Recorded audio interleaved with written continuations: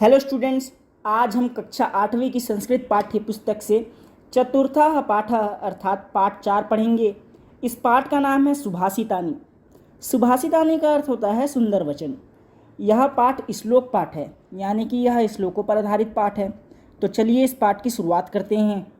यदि आपने अभी तक हमारे चैनल को सब्सक्राइब नहीं किया है तो सब्सक्राइब कर दीजिए जल्दी, और नोटिफिकेशन बेल आइकन पर ज़रूर क्लिक करें, ताकि जब भी हम ऐसे SCERT के कंटेंट आपके लिए लाएं तो वो सबसे पहले आपके पास पहुंच सके।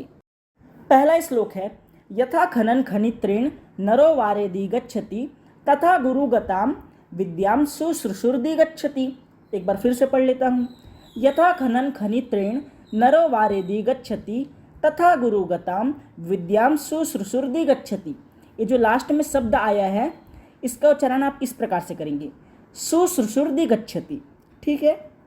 अब यहाँ पे जो आया कठिन शब्द है उनके अर्थ देख लेते हैं। जो पहले श्लोक में जो कठिन शब्द आए हैं ना, उनके अर्थ देख लेते हैं। यथा का अर्थ होता है जिस प्रकार, खनन का अर्थ होता है खोदता हुआ, खनित्रेण का अर्थ होता है कुदाल से।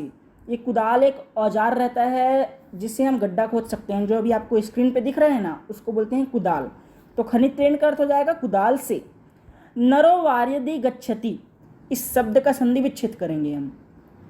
नरः धनवारी धन अधिगच्छति, क्या होगा इसका संधि विच्छेद? नरः धनवारी धन अधिगच्छति। नरः का अर्थ होता है नर, यानी कि मनुष्य या फिर व्यक्ति। वारी का अर्थ होता है जल, यानी कि पानी। पानी को जल भी कहते हैं, और जल को संस्कृत में बोलेंगे वारी। अधिगच्छति का अर्थ होता है प्राप्त करता है। तथा का अर्थ होगा उसी प्रकार। देख लो, यथा का अर्थ होगा जिस प्रकार, तथा का अर्थ होगा उसी प्रकार। गुरुगताम, गुरुगताम का अर्थ होता है गुरु में विद्यमान, जो गुरु में समाई हुई हैं उसको बोलेंगे संस्कृत में गुरुगताम। विद्याम का अर्थ होता है विद्या। और शुश्रूषुर्दि गच्छति, इसका भी संधि विच्छेद करेंगे तो हमको मिलेंगे दो शब्द, शुश्रूषुः और अधिगच्छति। तो इस शब्द का संधि विच्छेद हो जाएगा शुश्रूषुः धन अधिगच्छति। शुश्रूषु का अर्थ होता है गुरु की सेवा में लगा हुआ, और अधिगच्छति का अर्थ होता है प्राप्त करता है।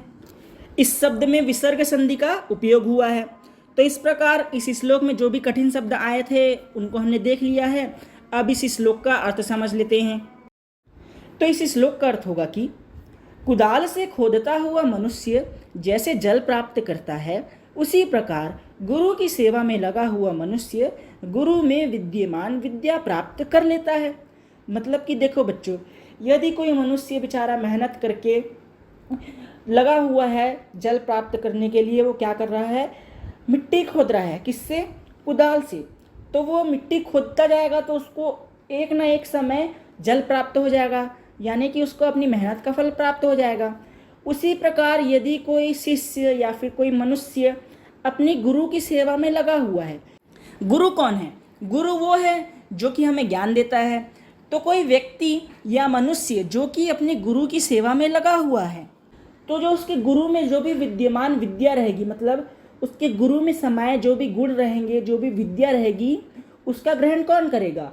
उसका ग्रहण जो उसकी सेवा में लगा हुआ है, मतलब कि उसका शिष्य ग्रहण कर लेगा।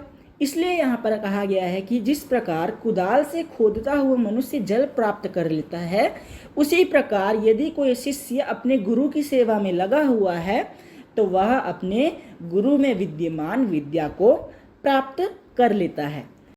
अब हम दूसरा श्लोक देख लेते हैं। दूसरा श्लोक है, आचार्यो ब्रह्मणो मूर्तिः पिता मूर्तिः प्रजापतेः माता पृथिव्याः मूर्तिस्तु भ्राता स्वमूर्तिरात्मनः। एक बार फिर से पढ़ लेता हूँ। आचार्य ब्रह्मणो मूर्तिः पिता मूर्तिः प्रजापतेः माता पृथिव्याः मूर्तिस्तु भ्राता स्वमूर्तिरात्मनः। यहाँ पे आया कुछ कठिन शब्द और व्याकरण इस प्रकार है। आचार्यों का अर्थ होता है आचार्य, यानी कि गुरु। ब्रह्मणों का अर्थ होगा ब्रह्म का। ब्रह्म यानी कि ज्ञान, जो कि भौतिक अवस्था में नहीं, मानसिक अवस्था में होता है। मूर्ति का अर्थ होता है स्वरूप। प्रजापति का अर्थ होता है ब्रह्मा का।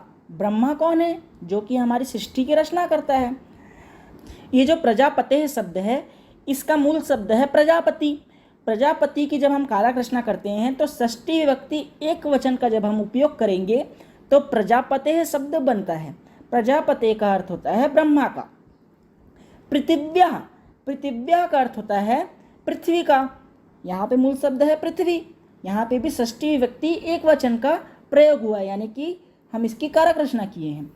मूर्तिस्तु, मूर्तिस्तु शब्द का संधि विच्छेद करेंगे तो हमें मिलेगा मूर्ति धन तु, विसर्ग संधि का प्रयोग हुआ है, इसका अर्थ होगा स्वरूप है। भ्राता यानी कि भाई। स्वमूर्तिरात्मनः, स्वमूर्तिरात्मनः का संधि विच्छेद करेंगे तो हमें मिलेगा स्वः धन मूर्ति धन आत्मनः, यानी कि स्वयं का स्वरूप है। तो अब हम इस श्लोक का अर्थ देख लेते हैं। आचार्य ब्रह्म का स्वरूप है, पिता ब्रह्मा का स्वरूप है, माता पृथ्वी का स्वरूप है और भाई अपना ही स्वरूप है। यानी कि बच्चों इस श्लोक में बताया जा रहा है कि जो हमारे आचार्य हैं, जो हमारे गुरु हैं, वो ब्रह्म का स्वरूप है। ब्रह्म का स्वरूप यानी कि ज्ञान का स्वरूप है। हमारे पिता ब्रह्मा का स्वरूप है। ब्रह्मा कौन है? जो सृष्टि की रचना करता है। और पिता कौन है? जो हमारी रचना करता है। इसलिए यहाँ पर कहा गया है कि पिता ब्रह्मा का स्वरूप है। माता पृथ्वी का स्वरूप है। जो हमारी माता है वो पृथ्वी का स्वरूप है, पृथ्वी जहाँ हम रहते हैं। और हमारा भाई वो हमारा खुद का ही स्वरूप है, मतलब कि हमारा ही स्वरूप है। तो इस श्लोक में आपने देखा कि आचार्य ब्रह्म का स्वरूप है, पिता ब्रह्मा का स्वरूप है, माता पृथ्वी का स्वरूप है और भाई अपना ही स्वरूप है। अब हम देखते हैं तीसरा श्लोक। तीसरा श्लोक इस प्रकार है। आदौ माता गुरोः पत्नी ब्राह्मणी राजपत्नी का धेनुर्धात्री तथा पृथ्वी सप्तैता मात्रः स्मृतः। यहाँ पे आए कुछ कठिन शब्द और व्याकरण इस प्रकार हैं। आदौ का अर्थ होता है सगी यानी स्वयं की, माता यानी कि माँ, गुरोः यानी गुरु की, ब्राह्मणी यानी ब्राह्मण की पत्नी, राजपत्नी का यानी राजा की पत्नी, धेनुर्धात्री इसका संधि विच्छेद करेंगे तो हमें दो शब्द मिलेंगे, धेनु धन धात्री। धेनु का अर्थ होता है गाय और धात्री का अर्थ होता है धायमा। धायमा वो होती है बच्चों जो हमारी सगी माँ तो नहीं होती, किंतु वो हमारा लालन पोषण करती है हमारी सगी माँ की तरह ही, जिनको आप लोग दाई माँ भी बोलते होंगे। सप्तैता, सप्तैता शब्द का संधि विच्छेद करेंगे तो हमें मिलेगा सप्त धन एता। सप्त का अर्थ होता है सात और एता का अर्थ होता है ये, तो सप्तेता का अर्थ हो जाएगा ये सातों। मात्रा यानी कि माताएं। स्मृता का अर्थ होता है कही गई है। तो इस श्लोक का अर्थ देख लेते हैं अब। अपनी जननी यानी अपनी माता, अपनी माता यानी सगी माता, गुरु की पत्नी हमारे गुरु की पत्नी, ब्राह्मण की पत्नी, ब्राह्मणी का अर्थ क्या होगा? ब्राह्मण की पत्नी, राजा की पत्नी, गाय, धायमा, धायमा यानी धात्री और पृथ्वी, ये सातों माताएं कही गई हैं। मतलब कि बच्चों जो हमारी सगी माँ हैं और जो हमारे गुरु की पत्नी होती है और जो ब्राह्मण की पत्नी होती है, राजा की पत्नी, गाय माता और धाय माँ और पृथ्वी, ये सातों माताएं कही गई हैं, माने कि ये सातों इस सृष्टि की माताएं कही गई हैं। अब हम देखते हैं चौथा श्लोक। चौथा श्लोक है अन्नदाता भयत्राता विद्यादाता तथैव च जनिता चोपनेता च पंचैते पितरः स्मृतः। एक बार फिर से पढ़ लेता हूँ। अन्नदाता भयत्राता विद्यादाता तथैव च जनिता चोपनेता च पंचैते पितरः स्मृतः। अन्नदाता का अर्थ होता है अन्न देने वाला। देखो यहाँ पे दाता प्रत्यय लगा है, दाता प्रत्यय लगा है। प्रत्यय वो होते हैं जो किसी शब्द के अंत में लगाए जाते हैं और जिनके लगने से मूल शब्द का अर्थ बदल जाता है। दाता का अर्थ होता है देने वाला, तो अन्नदाता का अर्थ हो जाएगा अन्न देने वाला। भय त्राता का अर्थ होता है भय से बचाने वाला, त्राता का अर्थ होता है बचाने वाला और भय के साथ त्राता लगा देंगे तो इसका अर्थ हो जाएगा भय से बचाने वाला। विद्यादाता का अर्थ होगा विद्या देने वाला। जनिता, जनिता का अर्थ होता है बच्चों जन्म देने वाला। चोपनेता का अर्थ होता है, चोपनेता का पहले हम संधि विच्छेद करेंगे तो हमको मिलेगा च धन उपनेता। च का अर्थ होगा और उपनेता का अर्थ होता है उपनयन। उपनयन यानी कि यज्ञोपवीत संस्कार कराने वाला, यानी कि बच्चों हमारे जो हिंदू धर्म है, हमारा हिंदू धर्म, इसमें 16 संस्कार होते हैं। तो 16 संस्कार में से एक संस्कार होता है जिसको यज्ञोपवीत संस्कार बोलते हैं, या फिर इसको हम जनेऊ संस्कार भी कहते हैं। ये आपने देखा ही होगा। आगे लिखा है चा पंचेते पित्रा स्मृता। चा पंचेते यानी कि ये पांचों, पित्रा स्मृता यानी पिता कहे गए हैं।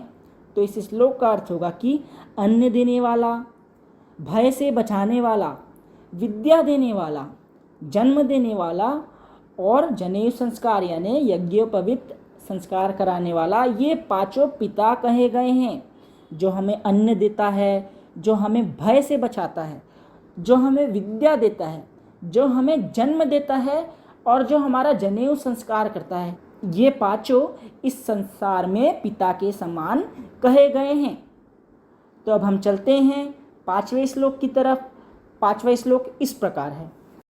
सत्यम माता पिता ज्ञानम धर्मो भ्राता दया सखा शांति पत्नी क्षमा पुत्र सडेते मम बांधवः। एक बार फिर से पढ़ लेता हूँ। सत्यम माता पिता ज्ञानम धर्मो भ्राता दया सखा शांति पत्नी क्षमा पुत्र सडेते मम बांधवः। इस श्लोक में ज़्यादा कुछ कठिन शब्द नहीं आए हैं, एक आध दो कठिन शब्द बस आए हैं जिसको हम अभी देख लेते हैं। भ्राता का अर्थ होता है भाई, सखा, सखा का अर्थ होता है मित्र, क्षमा पुत्र यानी क्षमा पुत्र है, सडेते यानी कि ये छह, मम यानी कि मेरा, और बांधवा का अर्थ होता है परिवार। तो अब इस श्लोक का अर्थ देख लेते हैं। इस श्लोक में कहा जा रहा है कि सत्य मेरी माता है, ज्ञान पिता है, धर्म भाई है, दया मित्र है, शांति स्त्री है और क्षमा पुत्र है। ये छह मेरे परिवार हैं यानी कि बांधव हैं। एक बार फिर से इसका अर्थ देख लेते हैं कि इस श्लोक में कहा जा रहा है कि जो सत्य है वो माता के समान है, ज्ञान पिता के समान है, धर्म भाई के समान है, दया मित्र के समान है, शांति स्त्री यानी कि पत्नी के समान है और क्षमा पुत्र के समान है। तो इन सबको मिला के 6 लोग हो जाते हैं और ये 6 मेरे परिवार हैं। अब हम 6वां श्लोक देख लेते हैं।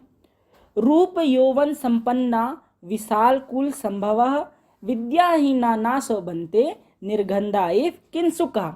रूप यौवन संपन्ना विशाल कुल संभवः विद्याहीना ना शोभन्ते निर्गंधा इव किंसुका। रूप यौवन संपन्ना का अर्थ होता है रूप और यौवन से संपन्न, विशाल कुल संभवा। देखो इस शब्द को आप लोग ध्यान से देखिए। विशाल कुल संभवा में 3 शब्द हैं, विशाल कुल और संभवा। विशाल का अर्थ होता है बड़ा उत्तम, कुल का अर्थ होता है परिवार और संभवा का अर्थ होता है उत्पन्न।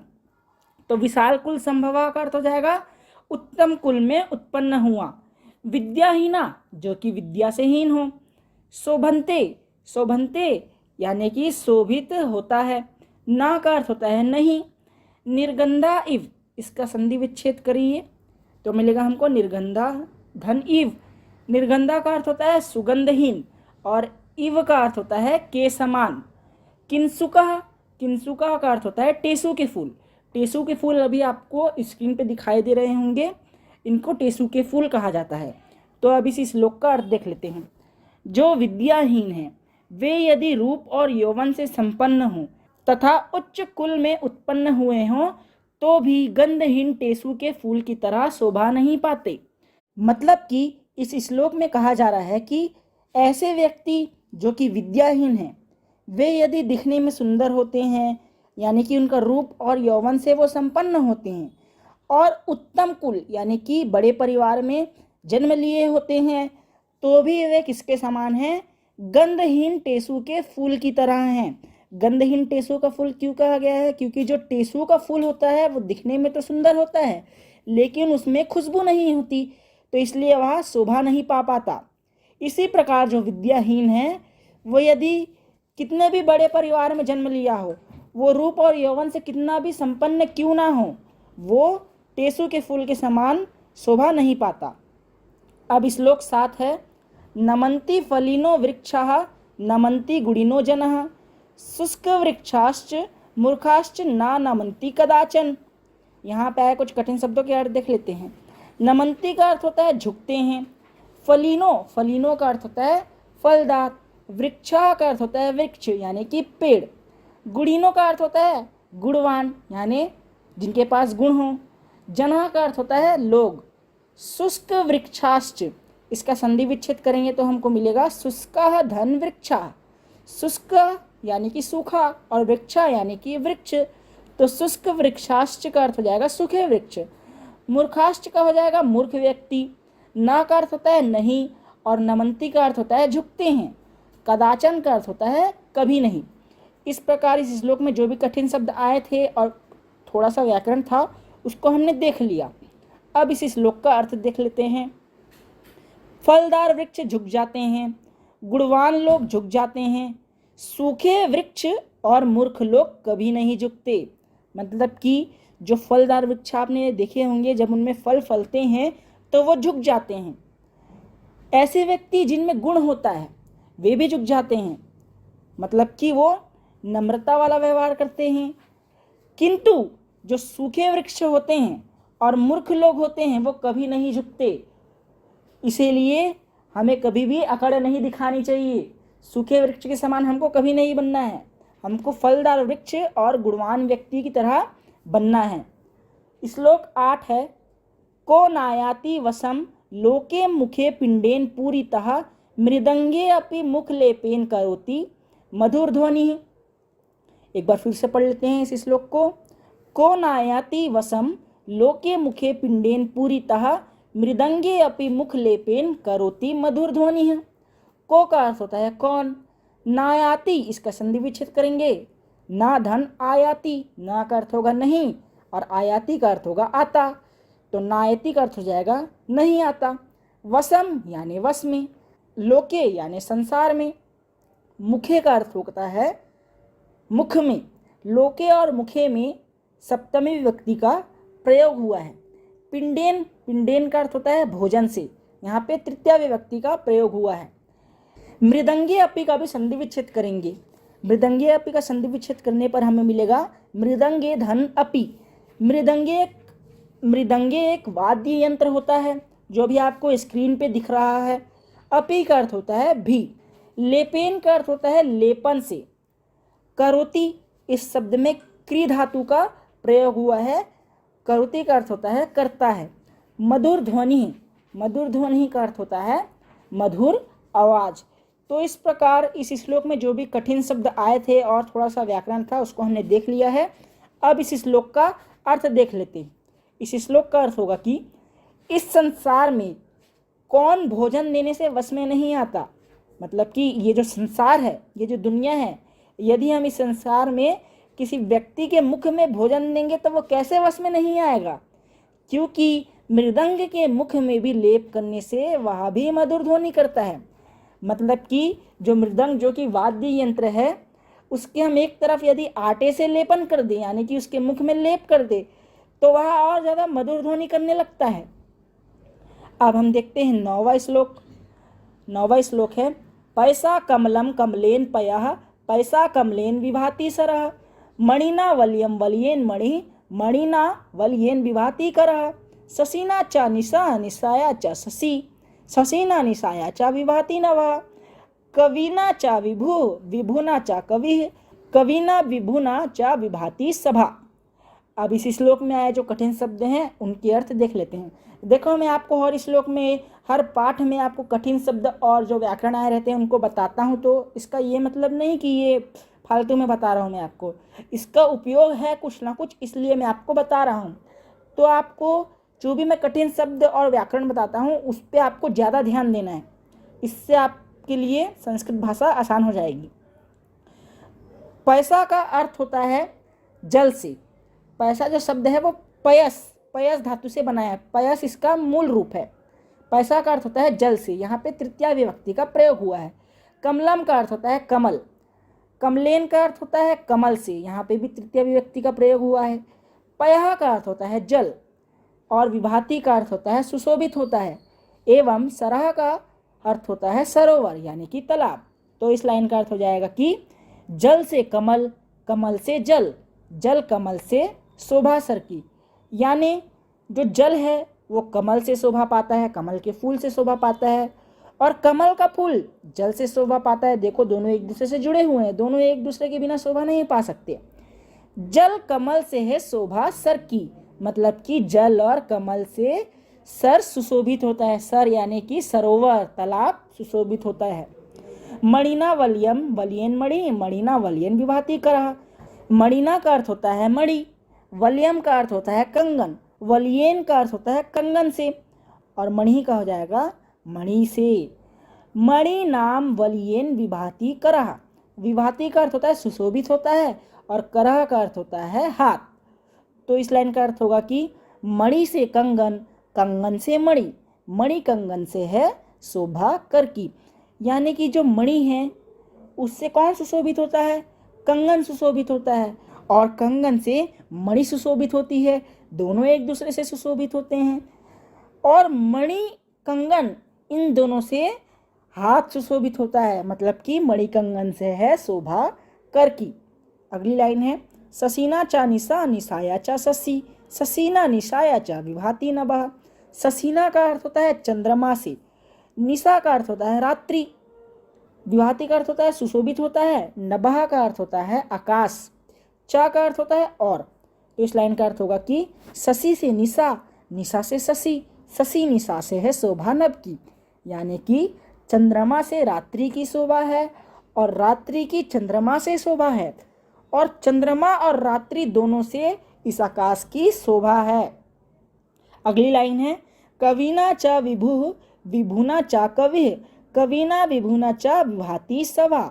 कविना अर्थात कवि से, विभु, विभु का अर्थ होता है राजा, विभुना च कवि, कविना विभुना च विभाति सभा। विभाति यानी सुशोभित होता है, और सभा, सभा का अर्थ होता है जब दरबार में बैठक बुलाई जाती है उसको बोलते हैं सभा।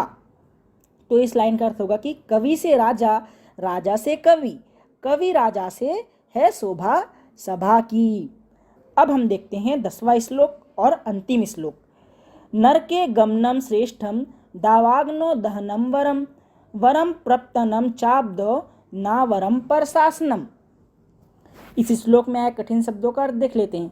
नर के अर्थात नरक में, गमनम यानी कि जाना, श्रेष्ठम यानी कि श्रेष्ठ है, दवाग्नो यानी जंगल की आग में, दहनम यानी जल जाना, वरम यानी कि अच्छा है, वरम प्रप्तनम चाब्दो ना वरम प्रशासनम। चाब्दो इसका संधि विच्छेद करेंगे तो हमको मिलेगा च धन आब्दो। यहाँ आब्दो को समुद्र के रूप में लिया गया है। प्रशासनम यानी कि परतंत्र रहना। तो इस श्लोक का अर्थ हो जाएगा कि नरक में जाना श्रेष्ठ है, जंगल की आग में जल जाना श्रेष्ठ है, समुद्र के अगाध जल में डूब जाना भी उत्तम है, किंतु परतंत्र रहना अच्छा नहीं है। इस श्लोक में कहा जा रहा है कि यदि हम नरक में भी चले जाएं तो वो भी श्रेष्ठ है, जंगल की आग में भी जल जाना बहुत अच्छा है, समुद्र के अगाध जल में यानी कि समुद्र में इतने सारे जल में यदि डूब जाते हैं तो वो भी उत्तम है, लेकिन यदि हम परतंत्र रहते हैं यानी कि स्वयं के वश में नहीं रहते तो ये बिल्कुल भी अच्छा नहीं है। तो इस प्रकार बच्चों आपका यह पाठ सुभाषितानि जिसका अर्थ होता है सुंदर वचन समाप्त हो चुका है। इस श्लोक में हमने 10 श्लोक देखे। 10 श्लोक में जो भी कठिन शब्द आए थे उनके अर्थ को हमने जाना, और इस श्लोक के अर्थ को भी हमने अच्छे से जाना। इस प्रकार आपका यह पाठ समाप्त हुआ। अब हम चलते हैं इस पाठ में आए अभ्यास प्रश्न की ओर। प्रश्न 1 है नीचे लिखे प्रश्नों के उत्तर संस्कृत में दीजिए। यानी कि नीचे जो प्रश्न दिए गए हैं उनके उत्तर आपको संस्कृत भाषा में देना है। कह गुरु गताम विद्याम अधिगच्छति, अर्थात कौन गुरु की विद्या को प्राप्त कर सकता है। इसका उत्तर आपको पहले श्लोक में मिल जाएगा। इसका उत्तर होगा कि शुश्रूषु गुरु गताम विद्याम अधिगच्छति, यानी गुरु की सेवा करने वाला गुरु की विद्या को प्राप्त कर सकता है। ख है माता कस्याः मूर्ति, यानी माता किसकी मूर्ति होती है। तो इसका उत्तर होगा कि माता पृथिव्याः मूर्ति, यानी माता पृथ्वी की मूर्ति होती है। ग है निर्गंधा किंसुकः इव केना शोभन्ते, अर्थात गंध रहित पुष्प के समान कौन शोभित नहीं होता है। तो इसका उत्तर होगा कि विद्याहीना निर्गंधा किंसुकः इव ना शोभन्ते, यानी कि विद्याहीन जो कि विद्या से रहित होता है, विद्याहीन गंध रहित पुष्प के समान शोभित नहीं होती। घ है मृदंगे मुख लेपेन किम करोति, मृदंग के मुख में लेप करने पर वह क्या करता है। तो इसका उत्तर होगा कि मृदंगे अपि मुख लेपेन मधुर ध्वनि करोति, यानी मृदंग के मुख में लेप करने पर वह मधुर ध्वनि करता है। गणा है सरह केन विभाति, यानी कि सरोवर किससे सुशोभित होता है। तो इसका उत्तर होगा कि सरह पैसा कमलेन चा विभाति, यानी सरोवर कमल और जल से सुशोभित होता है। तो इस प्रकार आपका पहला प्रश्न समाप्त हुआ। अब दूसरा प्रश्न है उचित संबंध को जोड़िए। तो चलिए इसको भी कर लेते हैं। खनन खनित्रेण, खनन खनित्रेण को आप जोड़ेंगे वार्यदि गच्छति से, सप्तैता को जोड़ेंगे मात्राः से, पितरः को जोड़ेंगे पंचैते से, ना शोभन्ते को जोड़ेंगे विद्याहीना से, प्रशासनम को जोड़ेंगे आप नावरम से, नमंती को जोड़ेंगे आप गुणिनो जनाः से, शशीना निशाया चा इसको जोड़ेंगे आप विभाति नभः से। अब प्रश्न 3 है, संस्कृत में अनुवाद कीजिए। अब आपको नीचे कुछ हिंदी वाक्य दिए गए हैं, उनका आपको संस्कृत में अनुवाद करना है। क है आचार्य ब्रह्म का रूप है, तो इसका अनुवाद हो जाएगा आचार्यः ब्रह्मणः मूर्ति अस्ति। ख है विद्याहीन व्यक्ति शोभित नहीं होता, तो इसका अनुवाद हो जाएगा विद्याहीना नरः ना शोभन्ते। ग है सूखे वृक्ष और मूर्ख लोग कभी नहीं झुकते, इसका अनुवाद हो जाएगा शुष्क वृक्षः मूर्खाश्च कदापि ना नमन्ति। घ है मृदंग के मुख में लेप करने से वह भी मधुर ध्वनि करता है, इसका अनुवाद करेंगे आप मृदंग मुख लेपेन मधुर ध्वनि करोति। अणा है मणि और कंगन से हाथ शोभा देता है, इसका अनुवाद हो जाएगा मणिना वलयेंच करः विभाति। अब है प्रश्न 4। प्रश्न 4 में आपको 2 प्रश्न दिए गए हैं, क और ख। क है संधि कीजिए और संधि का नाम लिखिए। आपको यहाँ पर संधि करना है, संधि मतलब कि 2 पदों का मेल, तो यहाँ आपको जोड़ना है। तो देख लेते हैं इसको। वारी धन अधिगच्छति, इन दोनों के मिलने से बनेगा वार्यदि गच्छति, यहाँ पर यड़ स्वर संधि है। दूसरा है शुश्रूषुः धन अधिगच्छति, इनके मिलने से बनेगा शुश्रूषुर्दिगच्छति, यहाँ पे विसर्ग संधि है। उसके बाद है मूर्तिः धन आत्मनः, इन दोनों के मिलने से बनेगा मूर्तिरात्मनः, यहाँ पर विसर्ग संधि का उपयोग हुआ है। अब आपका ख है संधि विच्छेद कीजिए, मतलब यहाँ पे आपको संधि का विच्छेद करना है, संधि को तोड़ना है। तो चलिए ऐसी भी देख लेते हैं। पहला है सप्तैता, सप्तैता का संधि विच्छेद होगा सप्त धन ऐता। दूसरा है चौपनेता, चौपनेता का संधि विच्छेद हो जाएगा च धन उपनेता। तीसरा है चापधव, चापधव का संधि विच्छेद हो जाएगा च धन आपधव। इस प्रकार आपका यह प्रश्न समाप्त हुआ। अब हम देखते हैं प्रश्न 5। प्रश्न 5 में दिया गया है कि निम्नलिखित धातुओं के रूप निर्देशानुसार लिखिए। आपको नीचे जो धातुएं लिखी गई हैं उनके रूप लिखना है निर्देश के अनुसार। बच्चों, धातु वे होती हैं जो क्रिया का मूल रूप होती है, मतलब क्रिया के मूल रूप को हम धातु कहते हैं। तो चलिए इस प्रश्न को भी देख लेते हैं। पहला धातु शब्द दिया गया है हमको शुभ धातु।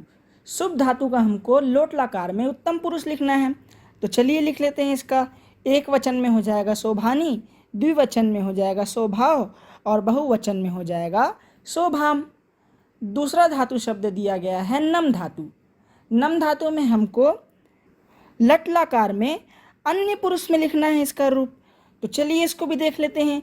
एक वचन में हो जाएगा नमती, द्विवचन में हो जाएगा नमतः और बहुवचन में हो जाएगा नमंती। अब तीसरा धातु शब्द दिया गया है हमको क्रे धातु। कृ धातु में हमको लंग लकार में प्रथम पुरुष में लिखना है, तो इसको भी देख लेते हैं। एक वचन में हो जाएगा अकरोत, द्विवचन में हो जाएगा अकुरुताम और बहुवचन में हो जाएगा अकुर्वन। तो इस प्रकार आपका यह प्रश्न समाप्त हुआ। अब आपका अगला प्रश्न है कि श्लोक क्रमांक 3, 6 और 9 का अर्थ लिखिए तथा कंठस्थ कीजिए। तो बच्चों, इस प्रश्न को आपको स्वयं करना है। हमने आपको सभी श्लोकों के अर्थ बता दिए हैं, तो आपको 3, 6 और 9 का अर्थ लिख लेना है और इन्हें याद कर लेना है। अब हम मिलेंगे अगले वीडियो में अगले पार्ट के साथ। यदि आपको हमारा वीडियो पसंद आया हो तो कृपया इस वीडियो को लाइक कर दीजिए।